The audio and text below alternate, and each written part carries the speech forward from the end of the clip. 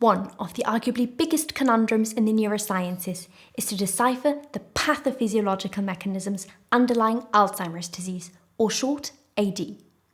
Our group, the Davies Lab at UCL, studies the role of astrocytes in this condition, and we have identified granular-like protein structures in the cytoplasm of these cells called Astrocytic Cytoplasmic Inclusions, or short ACI. We hypothesize that these structures are a formation of accumulated fragmentose debris arising from senescence as well as a de-associated pathology. However, the exact composition, development and function of these structures yet remains an enigma, and it is our central goal to decipher the role of these structures further. For this very investigation, we have thus formulated a 3-point plan. Firstly, we intend to decipher the composition of these structures further. What proteins are clustered within ACI? What is the makeup of these structures? Next, our goal is to find out more closely which and how distinct AD-associated risk factors exert control over the formation of ACI. Lastly, we aim to investigate the function of ACI more intricately. What is their role specifically in AD? We have previously seen that ACI-containing astrocytes lay adjacent to demyelinating axons. Is there possibly a functional link between these two events? Working along this 3-point plan, we hope to characterize the Enigma ACI more broadly. But how are we intending to experimentally investigate these aims? Our lab has developed a silver staining technique called Hayashi that specifically and reliably labels ACI on sections of mouse brain.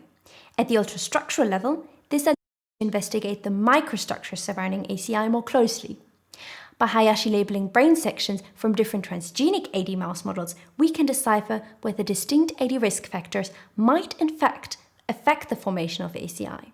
Importantly, I have programmed a novel software named Crocus, which detects ACI on Hayashi stained sections, quantifies their abundance across different mouse models, and also recognizes local hotspots of ACI clustering within the hippocampus. To decipher which proteins may be contained within ACI, antibody labeling, such as TREM2 shown here, will be conducted together with Hayashi, thereby indicating the composition of these structures more closely. Lastly, using immunoelectron microscopy, we then aim to confirm the clustering of different proteins to ACI, also at the ultrastructural level. We have collected some preliminary data which not only showed the feasibility of our experimental designs, but also already offered some thorough insights to the characterization of these structures. We were able to show that ACI contain TREM2, variants of which are strongly linked to the development of AD. We yet intend to probe the presence of other AD-associated proteins and debris products such as amyloid beta to ACI as well. Moreover, we found that their formation of ACI is likely APOE dependent, since ACI were nearly completely ablated in the brains of APOE knockout mice. Strikingly, on the other hand, they do appear in increased number in the brains of AD pathology, such as the APP NLF AD mice. Looking at local hotspots of ACI presence, we saw that these structures predominantly cluster within the stratum lacunosum moleculare, the first region in the hippocampus where amyloid beta and tau co-reside in AD, and where both age as well as AD-dependent demyelination initiates.